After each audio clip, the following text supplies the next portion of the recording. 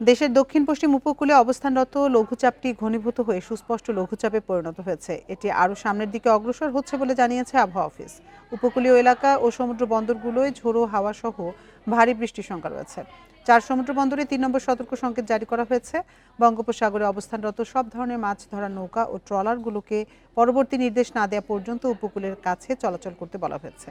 আবহাওয়া অধিদপ্তর জানিয়েছে আজও সারা দেশেই বৃষ্টি হতে পারে। দিনের তাপমাত্রা কিছুটা কমতে পারে।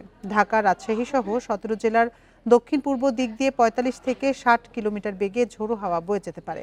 সকাল 9টা পর্যন্ত গত 24 ঘন্টায় দেশের সর্বোচ্চ বৃষ্টি রেকর্ড করা হয় খুলনায় 111 মিলিমিটার।